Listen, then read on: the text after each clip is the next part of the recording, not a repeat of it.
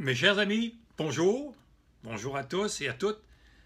Si ça ne vous dérange pas, je vais vous parler de mon deuxième cadeau, vous expliquer un petit peu en quoi il consiste. Donc, le projet Liberté Nation que vous pourrez télécharger gratuitement à partir du lien qui apparaît au-dessus de la photo ou en dessous de la vidéo, pardon.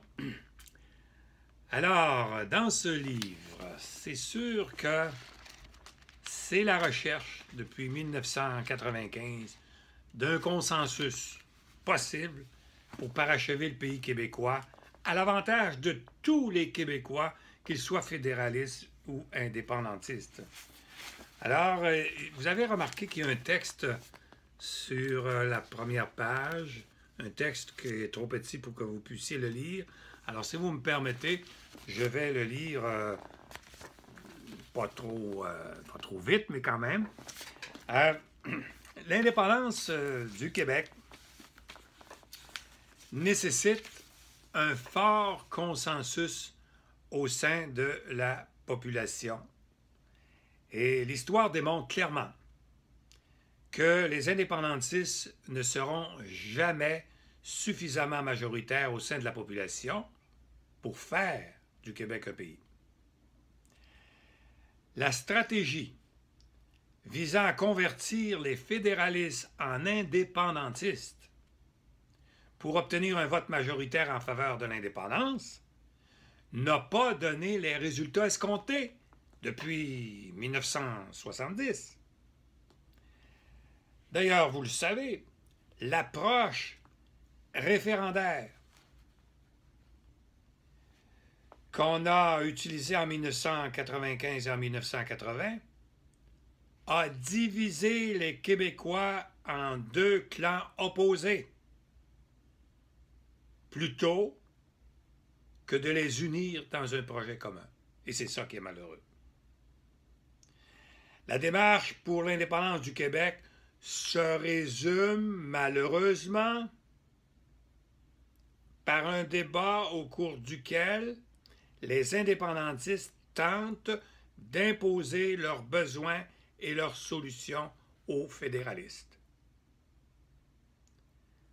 Or, l'indépendance, pour ce faire, doit combler à la fois les besoins des indépendantistes et à la fois les besoins des fédéralistes.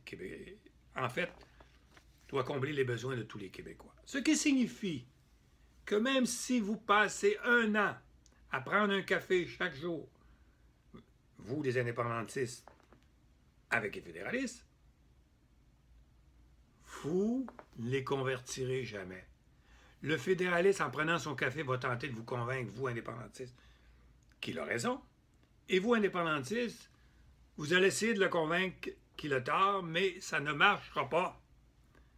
Ça fait 45 ans que c'est comme ça, qu'on fait des campagnes pour convaincre avec toutes sortes d'arguments économiques, sociaux, culturels, environnementaux. Et ça ne marche pas, parce que les Québécois ne veulent pas mettre leurs œufs dans le même panier, dans un panier péquiste, où on aura un gouvernement ou un pays péquiste. C'est la perception qui se dégage.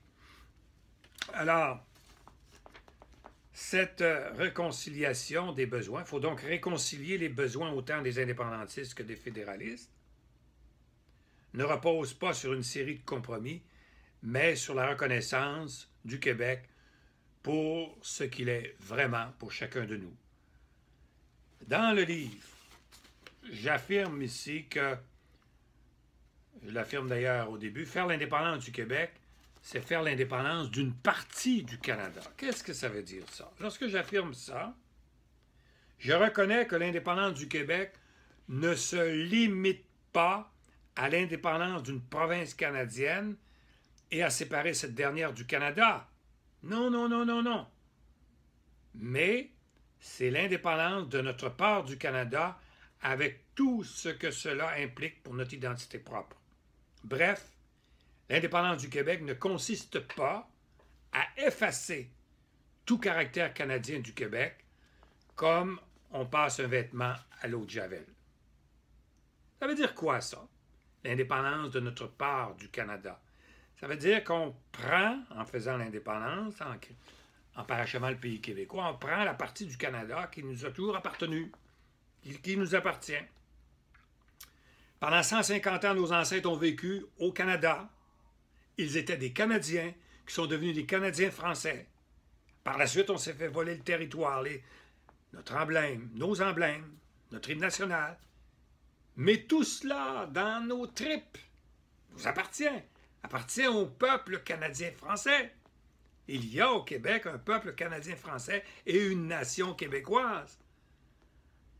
Alors, c'est tout simplement faire l'indépendance d'une partie du Canada qui nous appartient et l'autre partie appartient aux Canadiens anglais. Voilà ce que ça veut dire, mais je vous en dis plus lorsqu'on va se voir bientôt.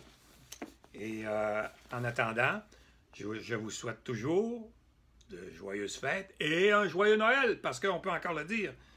Ça se pourrait qu'un jour, si on ne parachève pas le pays québécois, que tous ces mots-là disparaissent parce que pas assez consensuels. À bientôt.